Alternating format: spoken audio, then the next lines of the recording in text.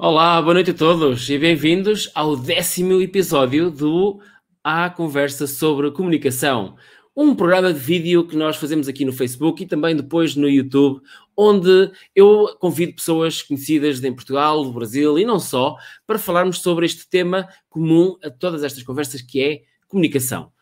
A comunicação nas várias vertentes, seja ela comunicação interpessoal, comunicação a partir do palco, comunicação empresarial, interna ou externa, isso não interessa. O que interessa aqui é sobre comunicação. Eu chamo-me Norberto Amaral, sou autor do livro Impacto: Como Comunicar em Público e, além de ser consultor de comunicação, ajudar pessoas e ajudar instituições a estruturar e a preparar melhor as suas apresentações para vender os seus produtos e os seus serviços. Eu sou também Toastmaster e sou organizador do TEDx Porto. E hoje temos aqui connosco o André Bello. Boa noite, André. Ou boa tarde para ti. Boa noite, Norberto. Estou no Rio de Janeiro, aqui está no final da tarde, mas já é quase noite. É quase noite, por isso é que daqui a meia hora já vai ser de noite, não é? Sim, já.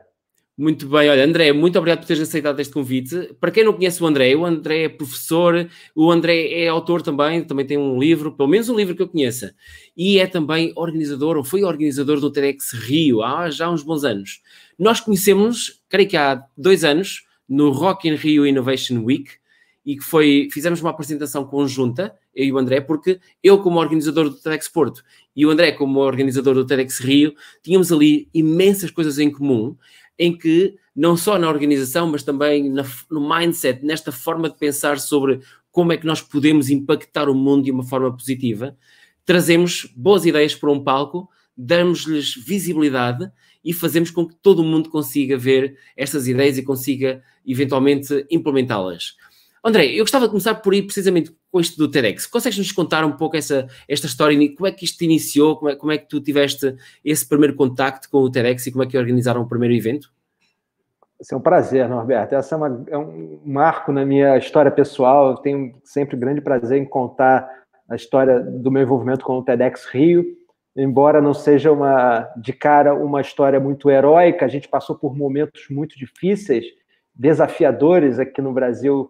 Há 10 anos atrás, em 2010, 2011, a gente estava no meio do grande momento de levantar o primeiro evento do TEDx Rio, depois de muitos anos, 2 ou 3 anos, tentando captar patrocínio. Enfim, foi uma luta muito árdua e, ao mesmo tempo, muito satisfatória quando a gente ouve os primeiros aplausos do público, né? Então, foram momentos muito, muito emblemáticos aqui com os nossos parceiros. Eu, na época, trabalhava diretamente com o Marconi Pereira, que é um grande amigo em comum, com o Marco Brandão também, que atualmente ainda está muito próximo da licença do TEDx Rio.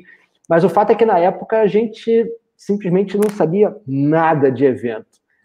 Nós éramos entusiastas do conhecimento, entusiastas das boas ideias, e eu me lembro perfeitamente do primeiro evento onde a gente, sem saber os limites ou as dificuldades de se planejar e produzir um evento, a gente elevou a barra e fez um evento muito acima das nossas próprias capacidades. Foi uma surpresa grandiosa.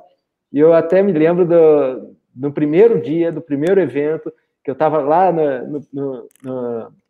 no House Mix, na última fila do auditório, gigantesco aqui no Rio de Janeiro. O Marconi era o host, ele estava no palco, e eu estava desesperadamente ansioso para saber se tudo ia dar certo, né? Uma produção incrível, poucas pessoas, fazendo o que a gente não estava acostumado, totalmente fora da zona de conforto. Incrivelmente, a gente tinha um vídeo para passar como abertura, para trazer impacto para a audiência, e eu pedi para o pessoal da organização soltar o vídeo, e demorou 2 segundos a mais do que o esperado, Norberto. E você imagina o meu coração como é que ficou naqueles 2 segundos que eu pensei assim, nossa, vai dar tudo errado agora. Mas, graças a Deus, graças a toda a competência da equipe que a gente conseguiu conectar, todo o entusiasmo daquele pessoal, o vídeo rolou perfeitamente, o evento foi um grande sucesso e eu saí desse evento assim, muito aliviado. Você, como organizador, deve compartilhar isso comigo, assim, quando na véspera do evento, aquela confusão tremenda, você fala assim, cara, onde é que eu me meti? Onde é que eu fui me meter eu nunca mais vou produzir um evento desse. Não. E aí, no dia seguinte, quando o evento acaba, aí os aplausos são ouvidos, a gente fala assim, quero o próximo. E a gente começa a planejar o próximo. Então, foi assim que eu me envolvi pela primeira vez com o TEDx, de uma forma muito inusitada. Depois eu ainda produzi mais 2 grandes eventos em 2012, em 2014 também, com o Marconi e com o Marco Brandão. E, enfim, foram momentos muito bons que me trouxeram muita base, né, nessa questão do conhecimento, do poder das ideias, do poder das palavras como gatilho da transformação. É mesmo. O Marconi, que entretanto vive em Portugal, já está a viver entre nós há praticamente 2 anos, vive no Porto, estava a ter um mestrado e está a dar-se muitíssimo bem em Portugal, ele, a mulher e os filhos, está encantado e nós acolhemos-lo dentro da nossa equipa também, porque acho que há ali tanta coisa em comum, tantas coisas que ele nos pode trazer, tanta experiência e também uma perspectiva fresca para nós, porque vem, apesar de ser de um evento TEDx, há determinadas coisas que também são diferentes, porque os contextos são diferentes e vem ser muito enriquecedor para nós tê-lo no seio da nossa equipa. Foi fantástico. Houve uma coisa engraçada que tu disseste agora, que é, a dada altura, quando estavas lá atrás, na última fila, a minha história do TEDx, a primeira, o TEDx também passa pela última fila do evento. Foi muito engraçado, porque eu entrei na equipa já para o evento de 2011, portanto, entrei no final de 2010 para a equipa, e na altura, por já estar o evento muito alinhado, apesar de ainda faltarem cerca de 5 ou 6 meses, a verdade é que eu já entrei quando o evento já estava bastante formado, já havia muitos oradores, já havia muitas coisas que estavam alinhadas e, portanto, eu apanhei aquilo a meio. E foi engraçado que, por causa disso, eu não tive uma função assim única, tive várias funções. Literalmente eu era bombeiro, o apaga-fogos, havia problemas que aconteciam, a gente resolvia, fora da sala, e a meio da tarde finalmente eu vim sentar-me na sala e só tinha um lugar na última fila, literalmente à frente da RGI. Eu estava na última fila, a ver 1000 e tal pessoas à minha frente, na Casa da Música no Porto, completamente eletrizado com aquilo, e a pensar, eu quero fazer disto, eu sei, eu tenho que fazer disto. E ao mesmo tempo uma voz a dizer-me, não vais conseguir nada disto. E agora, claro, consigo, ultrapassei esses fantasminhas, essas coisas. Ao contrário de ti, tu, Marconi e o Marcos, vocês iniciaram o projeto, no meu caso e no caso da nossa equipa, nós herdámos isto do Manuel Forjás, que começou muitíssimo bem, com uma rede muito bem montada, e portanto para ele foi muito fácil montar o primeiro. A nossa história basicamente começa em 2009 com o TED Global em Edimburgo, e este novo formato é anunciado oficialmente pela primeira vez numa conferência TED nesse evento. O Manuel Forjás fica de olho cheio, olha para aquilo, o nosso fundador, e sai de lá com a licença já debaixo do braço, praticamente, para dali a poucos meses levarmos a cabo aquilo que veio a ser um segundo TEDx em Portugal, que já havia um antes do nosso. E o resto, desde então, tem sido muito de continuar esta visão de fazer algo grandioso, algo que nos enche o coração a nós todos, não só à equipa, obviamente, porque também é um motivo grande de orgulho para nós, mas acima de tudo para os oradores e para os participantes, para os parceiros. Nós sabemos que temos a consciência que queremos um dia muito especial e que esse dia é algo que para muitas pessoas vai ser totalmente inesquecível. E faz-nos bem saber que nós somos uma peça importante na criação desse momento, não é? Diz-me uma coisa, da tua parte, o que é que tu gostas mais de fazer num evento desta envergadura? Existe algum tipo de tarefa ou de visão que tu queiras, com que tu te sintas mais à vontade ou mais dono de determinado tema, ou tu gostas de ver o evento com uma forma mais holística, mais completa? Ótima pergunta, Norberto, porque é esse tipo de entendimento de um evento, até por nós sermos leigos naquela época e não ter exatamente um background de produção, a gente demorou um pouco a entender como é que as peças, as nossas competências poderiam se encaixar. Hoje em dia eu trago muito dessa experiência para os eventos que eu participo. Hoje em dia eu estou muito mais na parte de compartilhar ideias do que na produção, mas eu compartilho muito com os organizadores, os meus clientes, enfim, que basicamente a gente entendeu três frentes de trabalho complementares, né? Uma que é a questão do business do evento, que é a questão de patrocínio, de como é que sustenta financeiramente, a questão de fornecedores, a parte que envolve patrocínios, licenças, enfim, essa parte mais hard business mesmo. Tem uma outra parte de conteúdo, que que é a curadoria de entendimento dos nomes que vão compor uma determinada mensagem. E eu diria que no meio dessas duas peças existe a questão da experiência, de que é o seguinte: como é que a gente traduz o conhecimento numa experiência sensorial para o nosso público conseguir absorver com a maior profundidade possível aquelas ideias que estão sendo transmitidas lá no palco. Então, como a minha origem é do design, e o design ele tem esse apelo experiencial com a conexão das entregas de valor entre o ser humano no centro das atenções, a minha função acabou sendo transformar exatamente um conteúdo que seria, digamos, um conteúdo bruto, num conteúdo lapidado e costurado para ser mais bem absorvido pelo público. E não só o conteúdo, mas a experiência como um todo. Assim, viver um dia no TED, ou vários dias, um dia no TEDx e vários dias no TED, é uma experiência muito enriquecedora, né? Então, todos os mínimos detalhes são pensados, existe um acuro estético, um acuro experiencial, um acuro de conhecimento. É tudo muito refinado. A excelência é um dos atributos que a gente perseguia muito aqui. Não poderia haver nenhum detalhe que a gente não tivesse atento para tornar aquele dia daquele nosso cliente, na verdade é o nosso cliente, um dia transformador. E então, assim, respondendo objetivamente a sua pergunta, a frente que eu trabalhava era assim: como é que eu consigo transformar esse negócio, esse business, entre aspas, porque o TEDx não tem fins lucrativos, mas ele gera algum tipo de transações, a gente precisa contratar fornecedores, a gente precisa fazer parcerias, enfim. E como é que eu trago essa engrenagem junto com a engrenagem do conteúdo para criar uma experiência transformadora na vida da nossa plateia?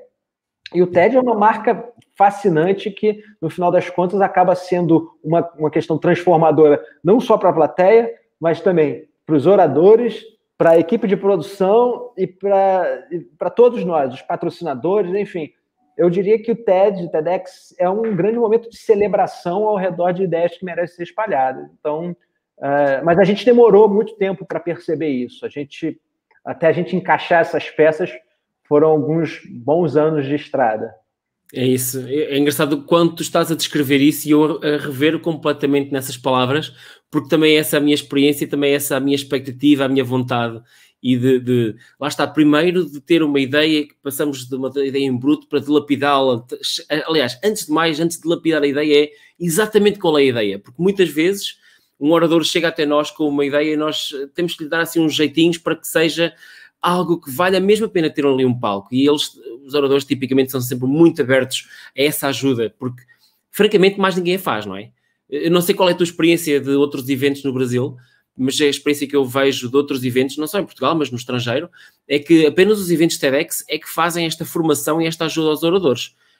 A maior parte dos eventos simplesmente passam um cheque em branco e dizem: ok, sim, temos esta pessoa para fazer aquele tema, àquela hora, e pronto. E não vão responsabilizar-se absolutamente com mais nada, a não ser pedir, se tiverem um PowerPoint, e quase toda a gente tem, nos eventos mais corporativos, pedem o PowerPoint uma semana antes e fechou ali, e não estão preocupados com mais nada. E nós fazemos esse esforço, não é? Fazemos esse esforço de perceber a ideia, de perceber o contexto em que ela aparece, porque é que ela é importante, qual vai ser o impacto dela depois, se vier a ser implementada da forma como queremos, ou então já foi implementada, mas agora precisamos de escalar, precisamos de expandi-la para o resto do mundo.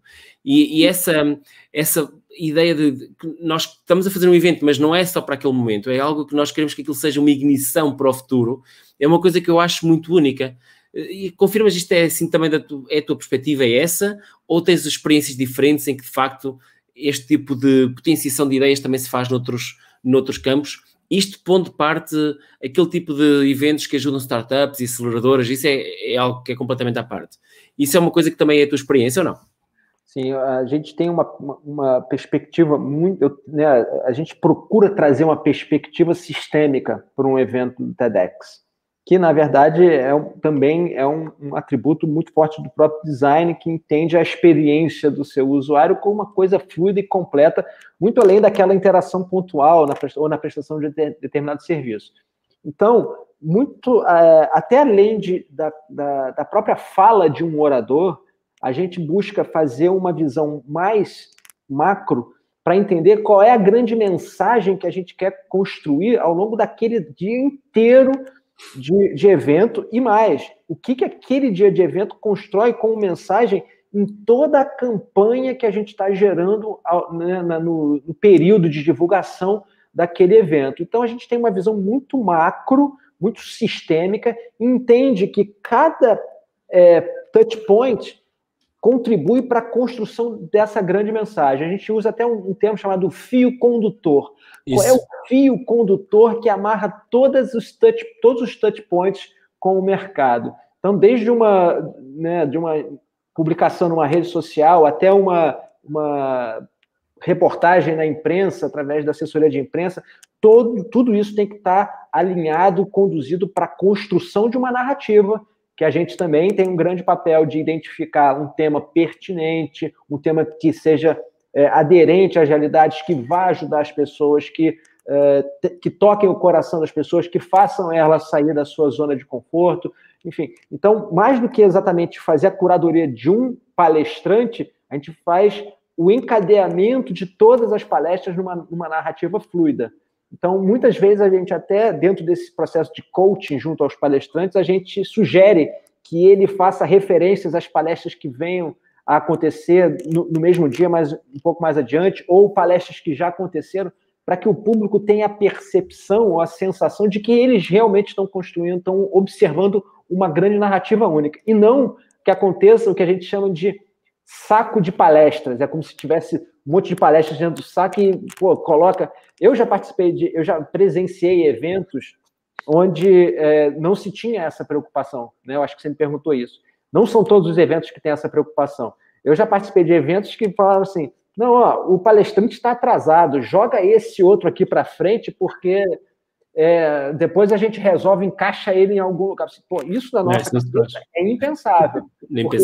Existe um fluxo narrativo, emocional, todo o storytelling, né, o desafio, a superação do desafio, o medo, os aliados, toda a jornada do herói, eventualmente, está contada dentro de um evento. Então, mas, obviamente, o Norberto, o TED é uma marca premium, né? Assim, ele preconiza todos esses pontos de atenção. Nem todos os eventos acontece isso, mas todos os eventos que me permitem opinar sobre a macro-jornada, digamos assim, eu tento colocar um pouco dessa leitura de que, olha só, o meu evento, por exemplo, eu vou tomar um briefing, né, como palestrante, muitas vezes eu recebo briefings do cliente me sugerindo falar um determinado assunto e eu tenho que adequar a minha mensagem. Eu tenho uma espécie de checklist que eu falo assim, tá, o que vai acontecer antes da minha entrada no palco? Ah, tá. E antes disso? Qual é a proposta do evento? Qual é o público? Enfim, tem que ter um entendimento sistêmico para você conseguir fazer a tua maior contribuição dentro desse sistema e todos os stakeholders ficarem satisfeitos, né? E para o pós-evento a mesma coisa. A gente também tem que esticar a experiência, entender que a nossa mensagem não termina naquele dia. Nossa mensagem reverbera, e quanto mais ela reverberar, mais impacto a gente proporciona, mais vidas a gente transforma e melhor o mundo fica. No final das contas, é esse o nosso grande objetivo, né? Eu não consegui dizer melhor, acredita. É exatamente isso. As vidas que a gente toca, o futuro que a gente vai criar ou vai melhorar com base naquele dia ou naquele trabalho todo. Pois naquele dia é o dia que as coisas se tornam visíveis, mas o trabalho começou meses antes, meses. É engraçado que tu tocaste em alguns pontos, por exemplo, aquilo de tocar nos corações das pessoas, de criar a narrativa, que já há algumas semanas nós tivemos aqui atrás a Ana Guelzer, do TEDx Laçador, nós tivemos lá cá também, e ela tem exatamente o mesmo. Lá está, acho que é engraçado, nós podemos pegar em organizadores de todo o mundo, de eventos TEDx, e podemos estar na China ou na Antártida, literalmente já houve, já agora TEDx na Antártida, e muitos outros sítios, e nós temos uma visão, de facto, muito incomum. Não é propriamente tribal, mas é algo que é muito alinhado e muito... Lá está, nós conseguimos ter muitas coisas em comum, os nossos próprios valores, e não só, não é? E acaba por ser engraçado ver até que ponto é que, mesmo de um ponto de vista mais operacional, até nesse ponto de vista mais operacional, nós também concordamos por exemplo, né, isso tu disseste muito bem, se falta um orador, nós não vamos mudar a ordem porque não faz sentido, porque as coisas depois têm uma sequência que é importante manter. Portanto, nós no nosso caso nunca tivemos um orador atrasado, já tivemos um outro orador a falhar por razões de força maior, mas atrasado não, porque os oradores estão lá connosco o dia todo e, portanto, sabem perfeitamente que há ali há um ritual, há ali toda uma forma de trabalhar aquele evento e de estar naquele evento que é algo completamente diferente daquilo que eles estão habituados. Mas olha, eu queria agora mudar um bocadinho de conversa do TEDx para outra coisa, que é o seguinte: tu e outras pessoas, acho que não estás sozinho nisso, vocês juntaram-se e fizeram uma extensão, não do TEDx, mas em termos de conceito, que é a Singularity University, ou Singularity U, não é? E, portanto, tu neste momento, explica-me um pouco melhor, mas se estás sozinho, se estás com mais pessoas, mas tu criaste o chapter do Brasil, da Singularity U, e, portanto, no fundo, aquilo é um TEDx, mas com esteroides. Conta-me como é que isso funciona, qual é o que é que tem em comum e o que é que tem de diferente também com eventos TEDx? Bom, a Singularity, aqui na minha jornada, foi um passo depois, um passo natural depois do TEDx, né, junto com o próprio Marconi. O Marconi, ele foi convidado pela Lara Stein a fazer o curso lá da Singularity e voltou fantasiado, né? Assim, é muito disruptivo, né? Quem tem contato com as mensagens da Singularity e tudo. A partir dali, eu fui também para São Francisco, participar do Global Summit em 2016, enfim. E a partir dali, a gente começou a fazer uma negociação, uma aproximação com a Singularity. A gente se aproximou do Francisco Milagres, que era um outro ex-aluno da Singularity brasileiro também. A gente se encontrou em São Francisco, a Lara mesmo fez essa articulação. Então, a partir dali, a gente começou a ponderar como fazer um movimento de trazer a Singularity para o Brasil. E, obviamente, com o background do próprio TEDx, isso ajudou bastante. A própria Lara, na nossa época, o TEDx também estava lá no TED, então foi um movimento de continuidade de uma relação que já vinha acontecendo, e foi assim com outro grau de maturidade, eu diria, né? Se eu era um marinheiro de primeira viagem naquele evento onde eu fiquei na última fileira, torcendo para aquele vídeo dar certo, agora a gente já chegou entendendo exatamente as funções que cada um tinha, a gente já tinha uma outra relação com a própria instituição mãe, ali no caso a SU, e a gente tinha noção exatamente do impacto que a gente estava causando ou poderia causar, e, obviamente, nos acoplamos a parceiros estrategicamente, né, alinhados com isso, para a gente conseguir realmente trazer um impacto que a gente poderia. Nesse aspecto, a gente se associou aqui no Brasil à HSM, que é uma escola de negócios muito, muito conhecida por aqui, que tinha interesses em comum conosco, e a gente, então, fez uma sociedade e trouxemos, efetivamente, em 2018, o primeiro Singularity U Brasil Summit, onde, de alguma forma, existem semelhanças com o TED, mas ele tem um apelo de mensagem mais relacionado às questões da tecnologia, mais especificamente do impacto do desenvolvimento das tecnologias de crescimento exponencial. Eu achei muito interessante esse movimento, Norberto, porque o TED ele tem uma aura inspiracional, que é a sua grande marca, né, registrada, digamos. E eu encontrei na mensagem da Singularity uma oportunidade de conseguir dar um passo além daquilo que o TED faz também, que é inspirar. Assim, tá bom, será que a tecnologia pode ajudar, então, as pessoas inspiradas a realmente trazerem soluções práticas para o mundo real e realmente, enfim, trabalhar os grandes desafios globais? Então, a nossa perspectiva era muito complementar à do TED, então foi muito bacana nesse sentido. A gente ficou uns 2 anos em parceria com a HSM e no ano passado a HSM comprou a nossa parte e a gente fica meio que como advisor ali do movimento, não mais à frente da produção e da operação.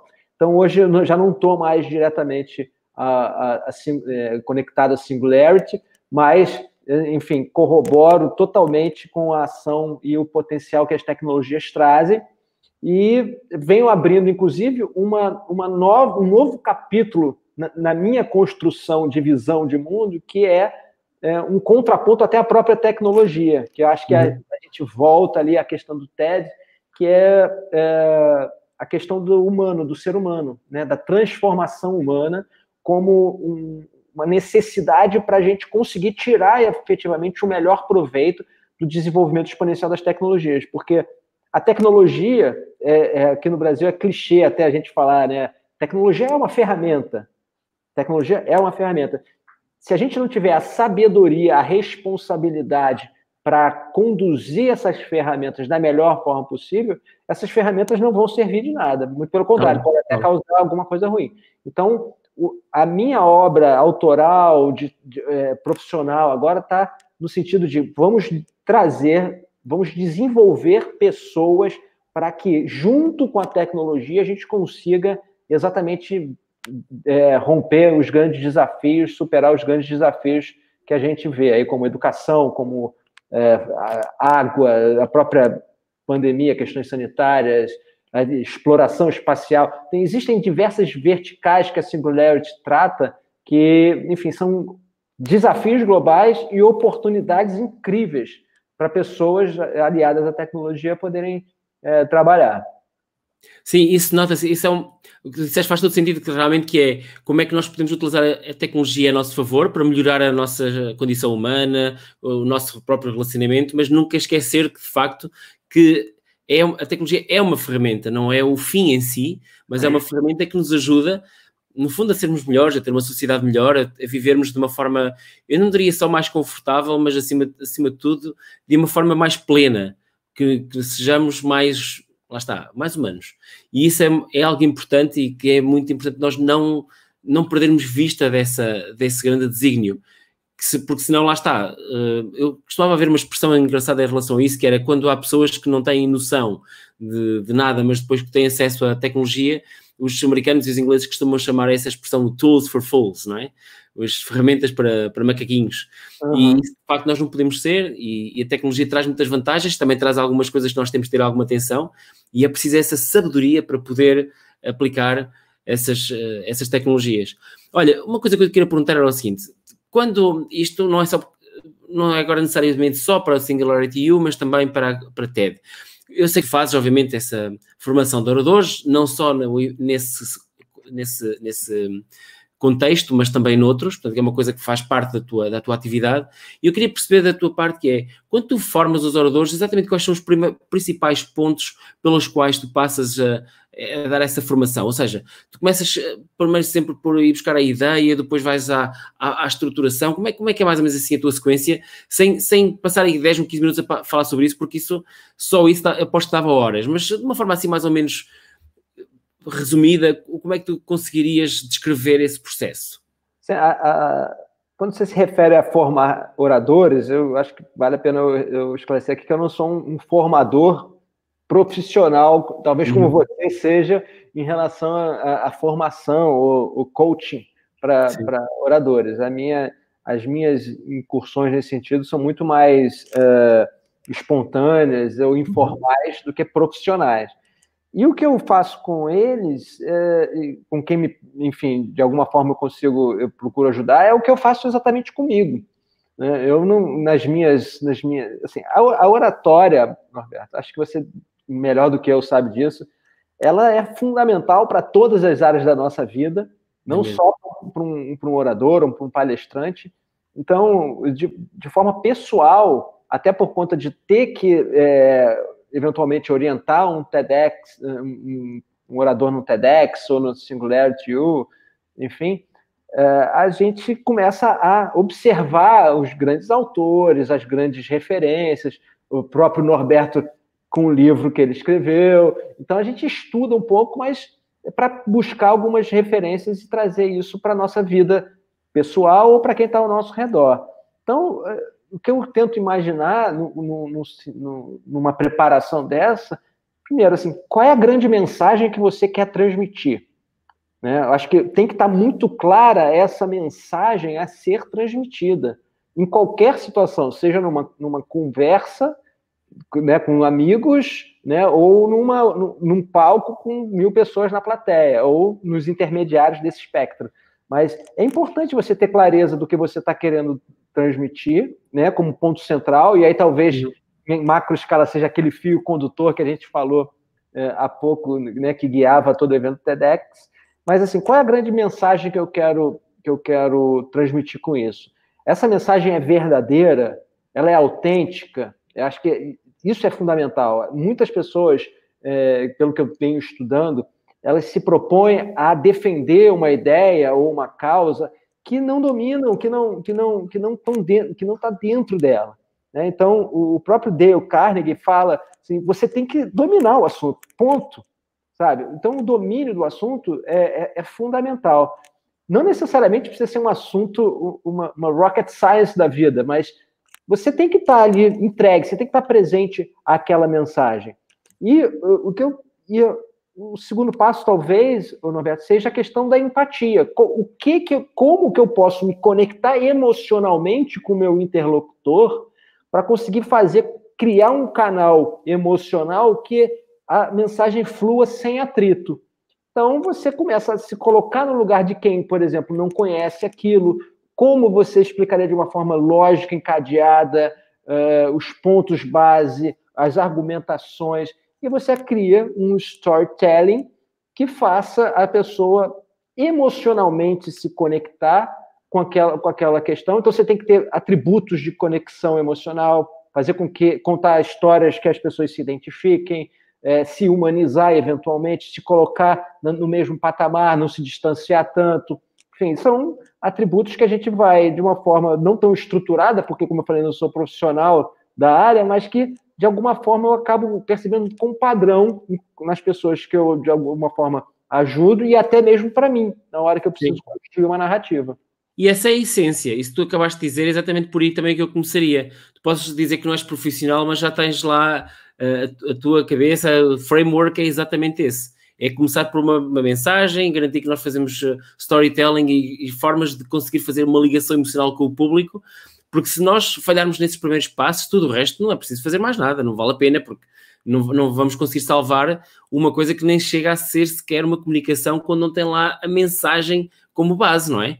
Portanto, temos mesmo que dar esses primeiros passos e perceber até que ponto é que, e disseste muito bem, aquela pessoa percebe daquilo, é a dona daquele tema. Isso é uma das principais coisas que nós perguntamos aos nossos oradores quando alguém nos quer propor uma talk, e nós perguntamos, ok, qual é a tua relação com este tema? Isto é uma coisa que desenvolveste algum conhecimento sobre isto, fizeste uma tese de mestrado ou de doutoramento nesta área, ou criaste um projeto, um processo, algo assim, com o qual, portanto, possas dizer que é teu e, portanto, consigas ter alguma capacidade de ser dono deste tema, sim ou não? E se a resposta for sim, muito bem, avançamos. Se não, a gente pensa, não, esta pessoa não é a pessoa certa para falar sobre este tema. Ouviu falar e depois vem repetir algo que outras pessoas disseram, mas sem ter acrescentado nenhum tipo de conhecimento. E isso, de facto, é um dos passos fundamentais para percebermos se uma pessoa, de facto, está embrenhada, está, de facto, comprometida com aquele tema.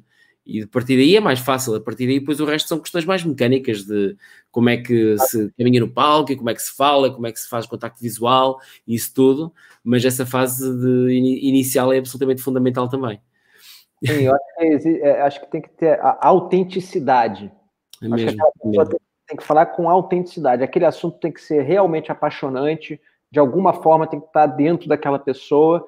E como você falou, isso é fundamental, isso é difícil de ensinar, né? E a própria conexão emocional, a gente tem, você mesmo citou aí alguns atributos aí, alguns gatilhos, são ensináveis, digamos, mas às vezes realmente não se consegue criar aquele canal emocional. Às vezes as pessoas têm medo de falar, enfim, tem uma série de barreiras a se superar nesse sentido. Mas, como você falou, depois é estruturar isso em 3 atos, né, na velha composição narrativa, né, que eu tenho uma analogia muito boa, que eu aprendi até em Portugal com um designer, um físico designer, chamado Remy, já francês. Ele me falou o seguinte: a melhor forma de contar a história é em 3 atos. Assim, claro. Aí ele falou assim, primeiro começa contando, era uma vez um reino encantado. Aí, nesse momento, você contextualiza o ambiente para o seu interlocutor. Até que um dia, o ato segundo, Até que um dia apareceu um dragão. Esse é o conflito do storytelling. É ali que você coloca toda a tensão da sua narrativa. E o terceiro e último ato é a conclusão, que assim, e aí veio um príncipe e matou o dragão. É aquela como aquilo se desenrola. Eu achei sensacional pela simplicidade em 3 atos, onde ele colocou a analogia, a metáfora do conto de fadas, que são contos de fada e sobrevivem tanto tempo na nossa sociedade, na nossa cultura, justamente porque funcionam muito bem e são a melhor forma de você conseguir impregnar uma mensagem na cabeça e no coração das pessoas. Por isso que está aí há muito tempo. Aliás, é engraçado, nós também já tivemos aqui uma oradora, aliás, uma convidada, a Mónica Menezes, a falar sobre storytelling, e é engraçado realmente como é que nós podemos pegar em histórias, aliás, na estrutura da história, que é mais importante do que a história em si, neste caso, das histórias dos contos de fadas, histórias infantis, mas abstrairmos dessa estrutura e aplicar essa estrutura em outros conteúdos mais sérios, mais empresariais, institucionais, não é? E são válidos na mesma. Aliás, são mais válidos ainda, precisamente porque cria uma narrativa com a qual as pessoas conseguem ter um relacionamento. Há uma narrativa lógica, não cronológica necessariamente, mas lógica, que faz com que as pessoas compreendam a mensagem e depois conseguem também muito facilmente estar embrenhadas naquela história e não conseguem, como se diz no Brasil, desgrudar dessa história, porque é mesmo algo que é muito atraente para nós quando ouvimos algo assim. Agora, nós quando fazemos storytelling, nós não temos necessariamente que falar sobre as histórias da Pixar ou dos irmãos Grimm ou algo assim. O que nós estamos a dizer é, vamos pegar nessas estruturas e vamos aplicar aquilo onde a minha estrutura, ou às vezes há falta de estrutura, ou estruturar o meu conteúdo dessa forma, para que as pessoas percebam como é que, porque é que isto existe algo que eu estou a propor, porque é que é importante, como é que eu vou fazer a seguir, como é que eu posso desenvolver, em que é que eu entro, o que é que o público entra para levar esta história em diante. E, portanto, são tudo elementos com que nós podemos jogar para criar ali todo um novelo bom, um novelo não de confusão, mas um novelo de algo que está perfeitamente claro na mente das pessoas e, muito importante, por ser claro que as pessoas que ouvem, que nos seguem, conseguem perceber perfeitamente, sem muito esforço cognitivo, exatamente de onde é que a história vem, o que é que está a acontecer e para onde é que a história vai.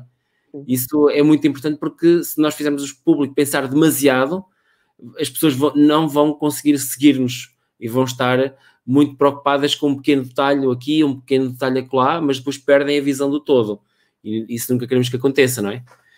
Aliás, isto faz lembrar as novelas brasileiras. Eu já não vejo há alguns bons anos, mas eu lembro quando eu vi, eu ficava muito admirado quando era mais miúdo. Eu via uma novela, sei lá, já começava no episódio 100 e era tão fácil perceber a novela que eu começava no episódio 100 e eu continuava, para mim era como se eu tivesse sempre visto aquilo, porque era perfeitamente clara a narrativa. E isso ajuda, atrai as pessoas a qualquer altura, durante a meio de uma série, conseguirmos apanhar aquilo a meio é muito forte, não é? Acaba por garantir um público bastante mais vasto do que se for algo que vai ficando cada vez mais profundo e mais difícil de compreender, mais obscuro, e depois já não conseguimos... Aliás, em vez de atrair pessoas, ainda afastamos as pessoas que já estão a ver. E isso é uma coisa que nós não queremos fazer no storytelling de todo, não é? Sim, sim. E o que você falou aí, Norberto, acho que vale a pena até ressaltar, que você, inclusive, já falou também, que isso serve para qualquer situação da nossa vida, não só na questão do palco. Você, na hora de você escrever um e-mail simples, você precisa entender como é que você vai estruturar aquela mensagem. E, às vezes, muitas vezes, a gente esquece que é assim, introdução, desenvolvimento, conclusão, call to action, alguma coisa minimamente estruturada que a gente aprende desde criança, mas só que a gente, às vezes, esquece que todos nós devemos desenvolver, manter, pelo menos, essa capacidade de contar a história de uma forma fluida e, enfim, conectada, né? Não necessariamente emocional, porque, às vezes, no e-mail de trabalho você não precisa, não é a questão emocional, mas encadeamento de ideias é fundamental. Então, e eu acredito, Norberto, assim, que essa venha a ser, até resgatando um pouco do TED, da Singularity, das questões humanas que a gente tratou, acho que a capacidade de comunicação ela vai ser muito importante, né? Vai se valorizar cada vez mais a partir de agora, de repente, com a pandemia, ou já com o desenvolvimento tecnológico que estava em curso,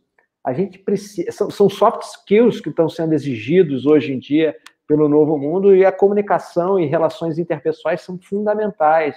Então, eu traria bastante atenção aí para essa capacidade de estruturar uma argumentação, de você defender uma ideia, apresentar um projeto.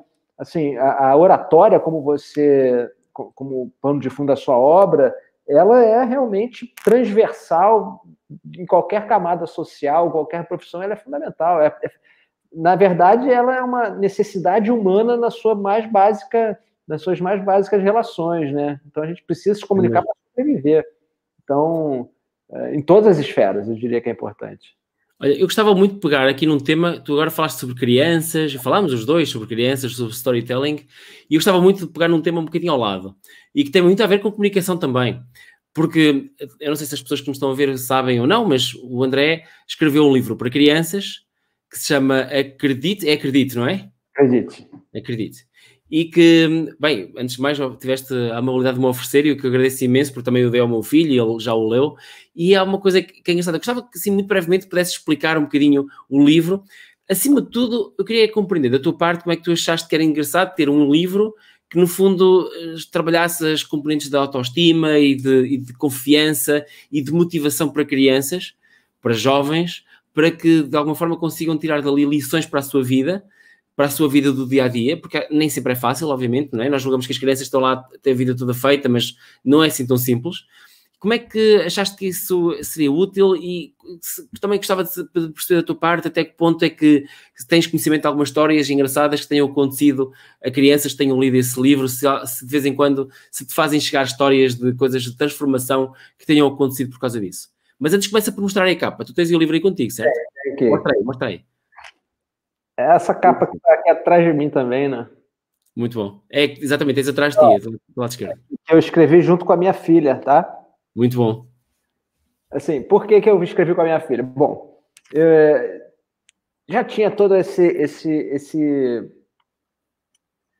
essa interferência na nossa vida do TEDx. Eu já levei a minha filha a alguns dos eventos do TEDx aqui no Rio. Enfim, eu sempre tive a intenção de submeter as experiências positivas que eu estava tendo na vida como forma de ajudar na educação dela, além da educação formal trazida pela escola.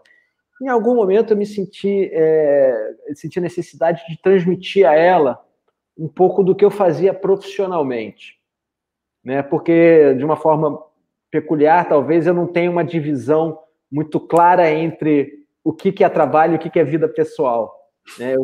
Eu tenho uma relação muito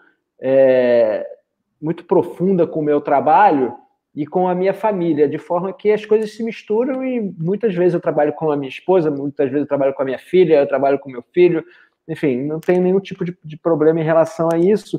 E, em algum momento, a minha filha me perguntou assim: pai, lá na minha escola, quando perguntam para mim o que o seu pai faz da vida, eu não sei explicar. Às vezes é fácil falar, é um advogado, é um médico, é um engenheiro, mas eu, como designer, que assim, nem sei direito como me colocar dentro de caixas, ela falou assim: o que você faz? Eu falei assim: cara, eu trabalho com um negócio chamado design. E aí comecei a explicar isso para ela.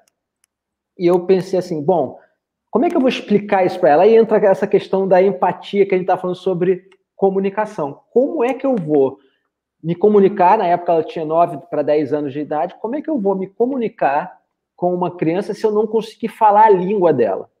Então eu tive que começar a fazer um processo de tradução do meu entendimento e simplificação de uma série de mensagens de forma que uma criança de 10 anos pudesse entender.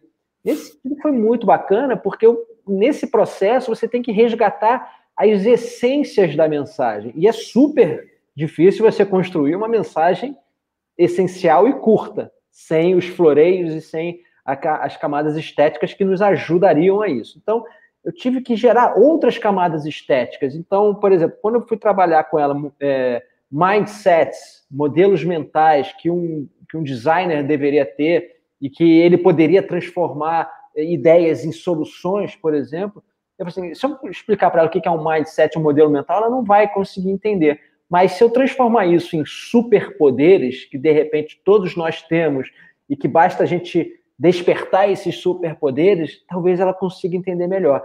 E eu fui testando essa linguagem junto com ela, e por isso que ela é coautora do livro, e a gente foi construindo uma narrativa que mostra desde o despertar dos superpoderes até você transformar esses superpoderes em projetos reais, com uma equipe de colaboração. Então, o Acredite, ele percorre 3 superpoderes: o otimismo, a criatividade e a colaboração, que eu acredito que funcione tanto para crianças quanto para adultos, que são atributos fundamentais para o novo mundo complexo.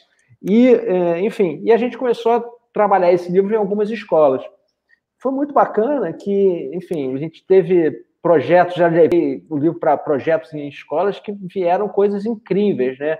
Desde sustentabilidade, alimentação saudável, a gente desperta através dessa capacidade da criança, do jovem, de pensar de uma forma mais autônoma e não reativa ou condicionada às questões pré-estabelecidas da escola. A gente descobre interesses altruístas que muitas vezes passariam pela infância deles sem terem sido trabalhados. Então, dentre esses projetos, para concluir aqui o que você me perguntou sobre questões de impacto, tem uma história que eu gosto sempre de contar, que é do garoto Brian, que é um garoto que eu conheci quando ele tinha 16 anos numa escola. Ele já era um adolescente formado, mas ele estudava numa escola particular e tinha acabado de sair de uma escola pública. Ele era recém-chegado na escola particular aqui no Brasil, e ele era muito inquieto, um autodidata, um jovem incrível.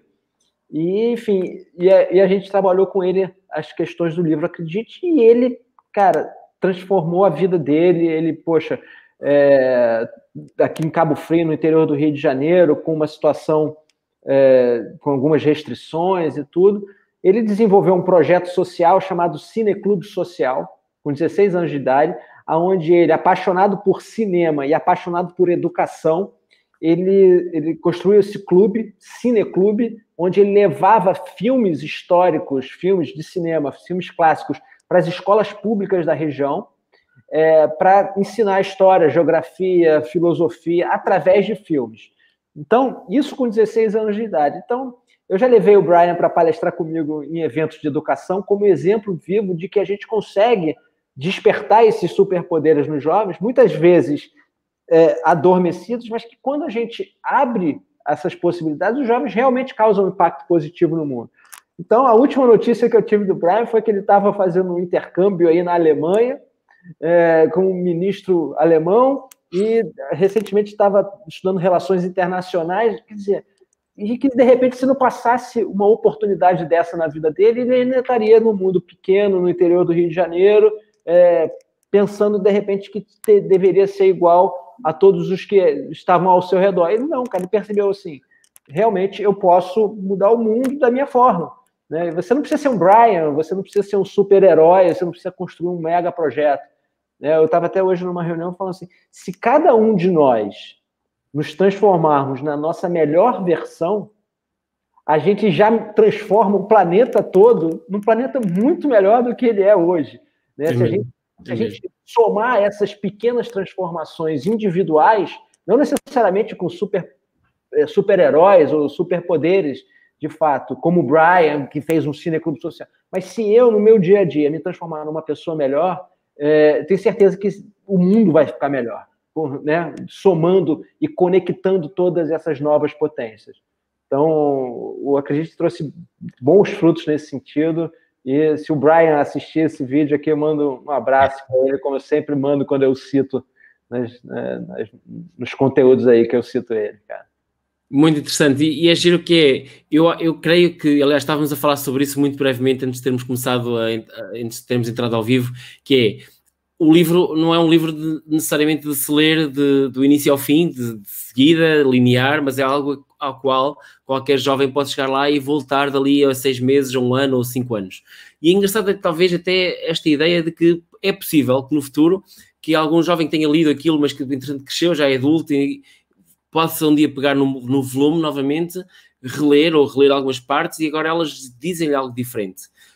Porque o livro cresce dentro de nós, a nossa vida cresce, a nossa maturidade e, portanto, já vamos interpretar algumas das coisas de uma forma diferente, recordar-nos de outras que já nem nos recordávamos até ali, mas ter uma leitura diferente que vai evoluindo connosco. Isso é uma perspectiva linda, não é? Que é tu poderes ter mexer na vida destas pessoas não só uma vez, mas várias vezes ao longo do futuro. Sim, sim. A gente teve uma preocupação empática, né, como eu falei, para a construção narrativa desse livro, até por questões da estética narrativa, de transformar mindsets em superpoderes, enfim, aglutinar e condensar algum conjunto de atributos e competências em superpoderes específicos. Mas a gente teve uma preocupação muito grande de que o leitor, a criança ou o jovem, fosse o protagonista dessa história.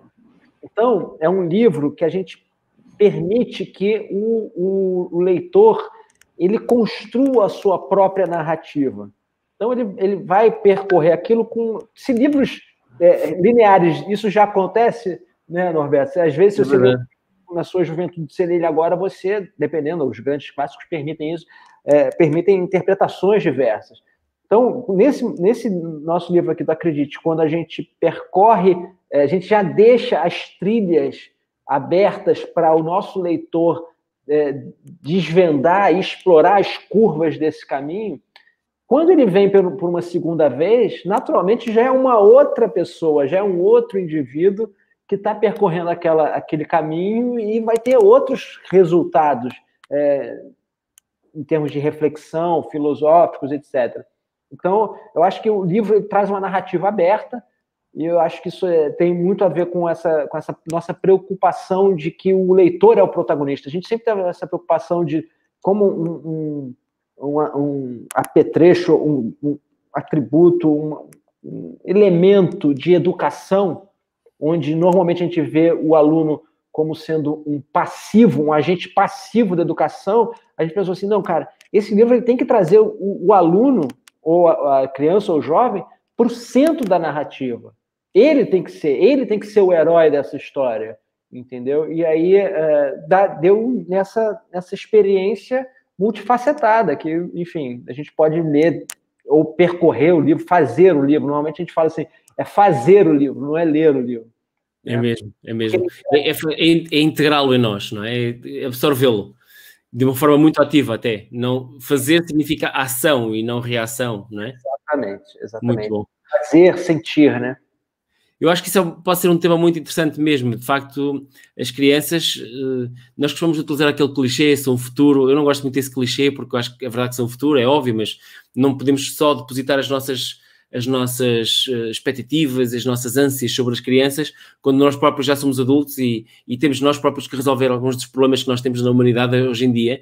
Mas acho que é muito interessante esta forma de nós podermos desde já semear, porque mais tarde vamos colher.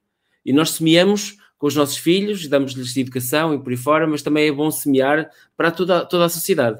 E se é algo que eu acho que há aí um ponto em comum com o TEDx, é isso, é nós utilizarmos o TEDx e Singularity U e outro tipo de eventos e de iniciativas para semear conhecimento, empatia, humanidade, todo tipo de qualidades que nós queremos ver no futuro, mas ajudar a criar isso desde já. Acho que é, de facto, um trabalho muito meritório da tua parte e pelo qual estás de parabéns. Acho que é fantástico isso.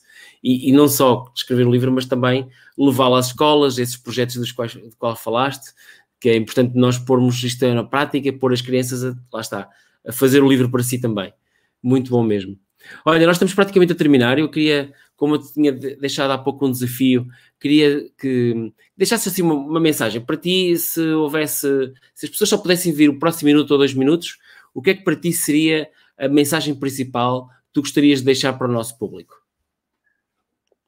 Norberto, essa é uma pergunta que me deixa refletindo bastante, porque eu venho trabalhando sobre a questão de futuro. Você falou sobre futuro e crianças, enfim. Eu acredito que nós temos que assumir as nossas próprias responsabilidades, como você mesmo falou, perante os desafios que temos na vida. né? Então, seja através dos nossos filhos, que, né, que são nossas extensões, são nosso legado, é a grande obra que a gente deixa para o mundo, e seja através de nós mesmos, né? Eu tenho percebido que o mundo está... Eu venho estudando, na verdade, profundamente essa questão da transformação digital, a transformação humana, e a gente está vendo um aumento exponencial da complexidade do mundo, onde, por exemplo, a pandemia acaba sendo um efeito colateral de toda essa conexão, não somente tecnológica, mas a globalização, toda essa complexidade. E o mundo está precisando ser observado com outras lentes. E eu queria trazer, a mensagem que eu traria aqui é para a gente conseguir enxergar o mundo com mais responsabilidade, não no sentido de que devemos fazer tudo certinho ou sermos responsáveis por os nossos compromissos, mas é com a questão da autorresponsabilidade, né? Eu falei há pouco sobre essa questão de se cada um de nós melhorar um pouquinho, em escala global, 7 bilhões de pessoas vão estar melhores um pouquinho e a gente vai ter uma nova realidade. Então, eu venho trabalhando muito essa questão da própria inteligência emocional e de uma coisa que eu venho chamando de autoliderança, onde a gente precisa romper, muitas vezes, o que eu chamo de inércia comportamental, ou seja, de esperar o que as autoridades ou o Estado, ou, o seu chefe, enfim, o que te mandam como ordem. Eu queria sugerir esse rompimento dessa inércia comportamental e começar a desenvolver uma proatividade, uma autoliderança, assumir um protagonismo diante das coisas que você acha que tem que fazer na sua vida, né? Então, eu até chamo isso de UMT, Unidade Mínima de Transformação. Eu venho trabalhando isso muito forte nas minhas palestras. Assim, a gente tem que assumir as mudanças que a gente quer ao nosso redor, na nossa vida. Não esperar exatamente que isso venha de fora. As mudanças que a gente quer que aconteça na nossa vida, sem parecer autoajuda ou sem parecer algo muito vaporoso, mas exatamente as mudanças que a gente quer na nossa vida devem partir de nós, do nosso desejo e da nossa ação.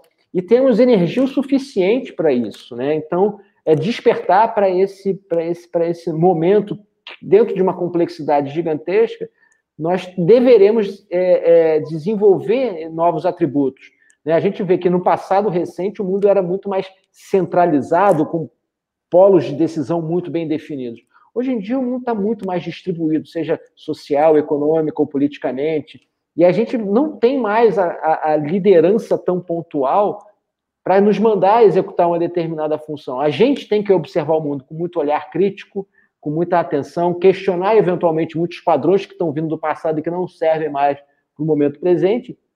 E mais do que isso, em vez de reclamar, é o que eu falo, chega a hora que a gente tem que arregaçar as mangas e começar a fazer. Uma coisa muito mais de ação do que de reação, muito mais de proatividade do que de reatividade. Então, se a gente tivesse mais 2 minutinhos aí, essa seria a minha mensagem para a gente, nesse tempo, arregaçar as mangas e fazer o que for possível.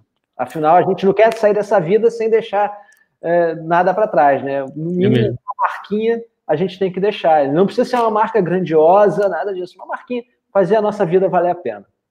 Totalmente. Se todos deixássemos uma pequena marca, já seria muito importante para o mundo que cá fica, e isso é mesmo muito importante para conseguirmos ter um futuro muito melhor para nós e para os nossos. Isso acho que é uma mensagem fortíssima. Olha, André, muito obrigado por teres aceitado este convite. Foi um prazer ter-te aqui e falar contigo e ver tantas coisas em que temos em comum neste aspecto e tantas outras, é verdade. E acima de tudo, ver o quão importante é esta mobilização em torno da humanização, de nós nos assumirmos como, tu disseste muito bem, como uma transformação humana que é tão importante. Cada vez mais se fala na transformação digital e de tecnologias exponenciais, e tudo isso é importante, mas de facto na base está a transformação humana, e sem isso, de que é que vale ter tudo o resto, não é? Acho que isso é muito importante e eu levei essa mensagem muito forte, que eu acho que é de facto algo que nós temos todos que reter, e não só reter, mas também, como tu dizes muito bem, de arregaçar as mangas, meter as mãos na massa e fazer, e melhorar o mundo.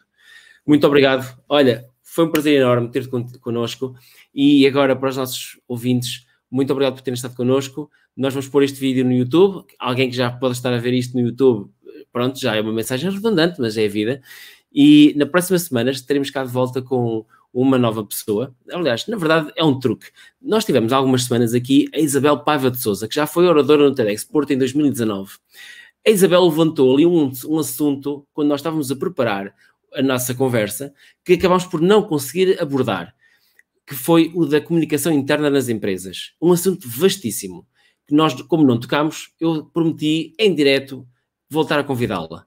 E então, na próxima semana vai ser o último episódio desta série, depois vamos voltar em setembro, e neste último episódio, eu não queria deixar para mais tarde, tínhamos que voltar a convidar a Isabel. E ela virá cá, à mesma, então, na próxima quinta-feira, dia 23 de julho, exatamente 23 de julho, às 21h30, a Isabel Paiva de Sousa, que é docente, que é consultora na área das pessoas e já agora na Faculdade de Economia do Porto e também na Porto Business School, uma pessoa absolutamente incrível, muito inspiradora e que vos trará a todos, de certeza, um deleite para falar sobre este tema da comunicação interna. Muito obrigado a todos. André, novamente, muito obrigado, do fundo do coração, e até breve. Até breve. Obrigado, muito obrigado. Tchau, tchau.